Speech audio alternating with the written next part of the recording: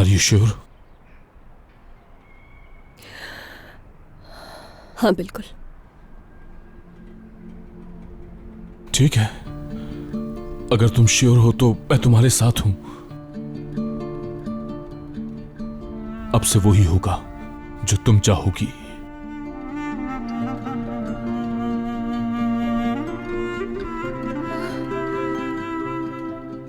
आज के बाद आंसू नहीं होंगे। तुम इस गाड़ी से मेरी हिफाजत में बाहर निकलोगी।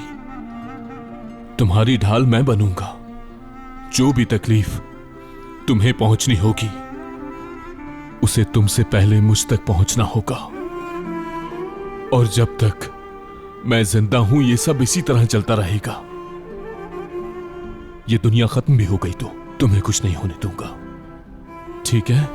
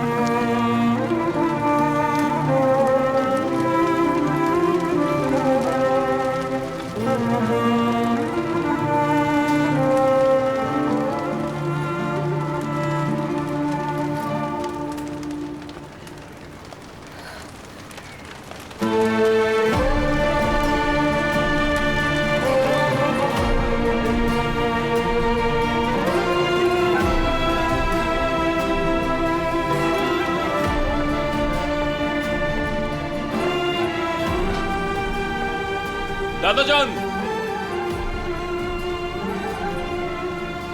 आप ही आ गई। उन्होंने अपना वादा पूरा कर लिया। रेहान, मेरी बेटी, मेरी बच्ची, तुम कैसी हो बताओ? क्या हो रहा है ये? क्या बेहूदगी है? इस मनूस को यहाँ क्यों लाए हो? हाँ?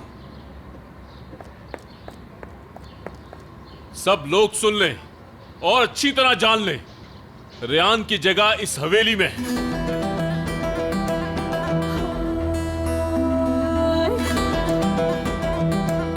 आज के बाद किसी ने भी अगर रेहान की तरफ आंख उठाकर भी देखा तो मैं लिहाज नहीं करूंगा। और कसम खाकर कहता हूं, अगर अब इसकी आंख से एक भी आंसू बहा तो मुझसे बुरा कोई नहीं होगा।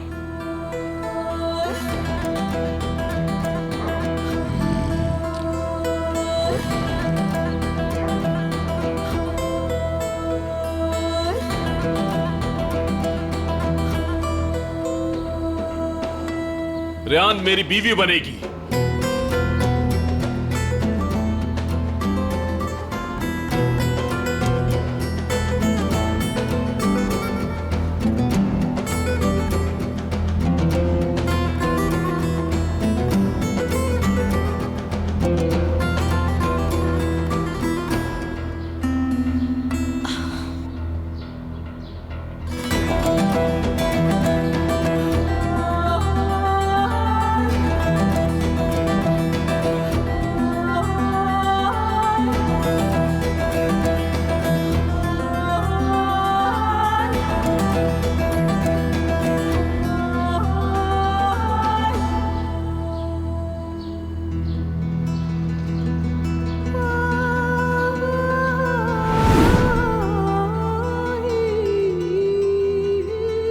मैं आपसे शादी करने के लिए राजी हूं, मगर मेरी 2 शर्तें हैं। क्या शर्तें हैं?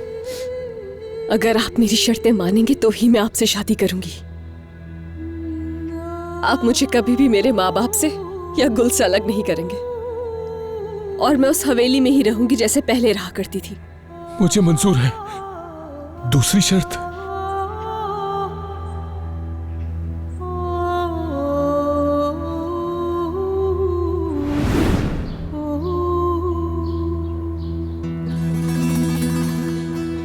क्या बकवास है? पागल हो गए हो क्या? जिस लड़की ने हमारे खानदान पे दाग लगाया उसे बीवी बनाओगे? मेरा फैसला आखिरी है दादाजान। अगर मेरा फैसला मंजूर नहीं तो मार दे मुझे।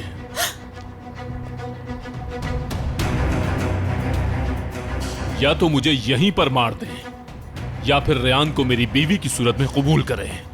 आजाद, मैं ऐसा कभी नहीं होने दूंगी। ना तुम्हें मरने दूंगी और ना ही इस लड़की से शादी करने दूंगी। आपने जो किया उसके बाद आपको बोलने का हक नहीं।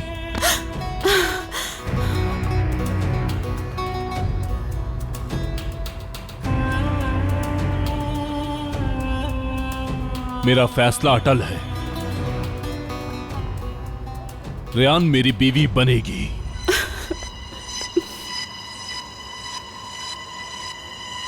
आपका मसला तो इज्जत का था ना, तो घर की इज्जत ठीक कर रहा हूं, लेकिन गोली से नहीं, निकाह करके, शानो शौकत के साथ निकाह करके।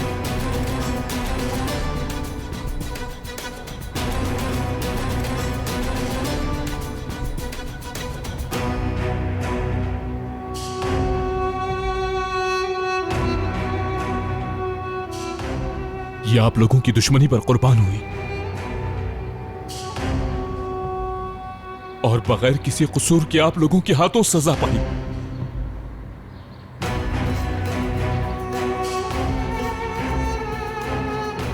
मेरे लिए ये बिल्कुल पाक है।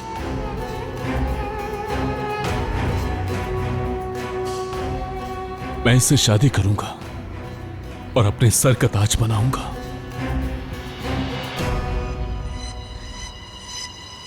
आजाद, जान ले लूंगा तुम्हारी। तुमने ऐसा सोचा भी कैसे?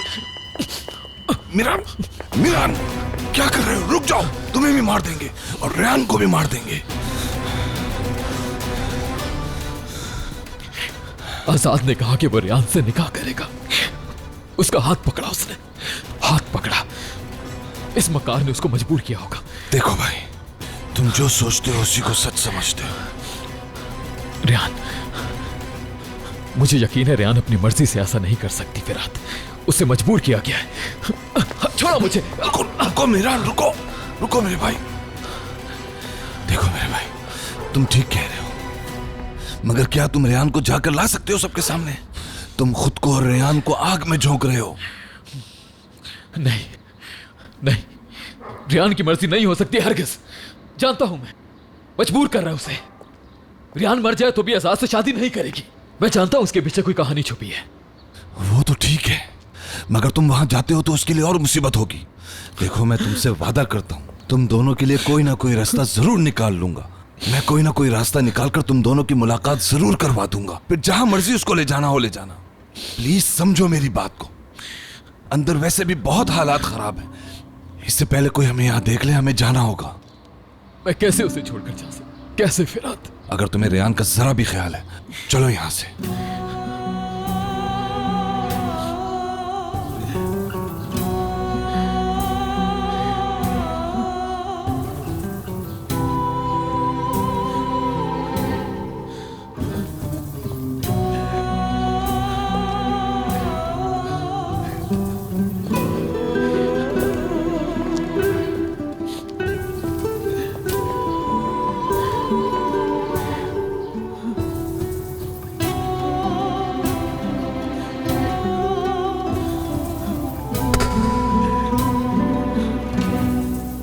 मैं नहीं चाहता आजाद की शादी से हो।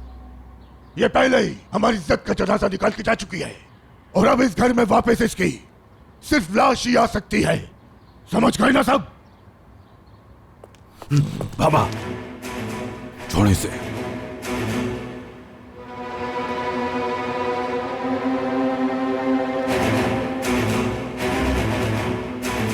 मैं भी हरगिज ये नहीं चाहता कि ये शादी हो। मैं अपनी बेटी को एक मुसीबत से निकालकर किसी और मुसीबत में डालने की इजाजत हरगिज नहीं दूंगा। मैं अपनी बीवी बच्चों को लेकर यहां से चला जाऊंगा हमेशा के लिए।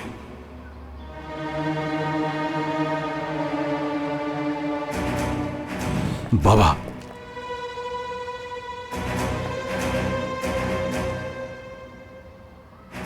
अच्छा, तो अब तुम सब लोग साथ मिलकर मुझे ब्लैकमेल करोगे? हाँ, तुम्हें जाना है तो वो रहा दरवाजा, जा सकती हो तुम। जाओ, अपनी बेटी को साथ लो और दफा हो जाओ यहाँ से। लेकिन मेरे बेटे और गुल को कहीं नहीं ले जा सकती, सुन लिया ना तुमने? बस करें दादा, चिल्लाएं मत। बुरी बात है ऐसा करना। अगर अम्मी और आप ही गईं तो मैं भी इनके साथ जाऊंगी। फिर ना आपसे मिलूंगी, ना आपसे बात करूंगी और ना ही आपको दादा कह के बुलाऊंगी।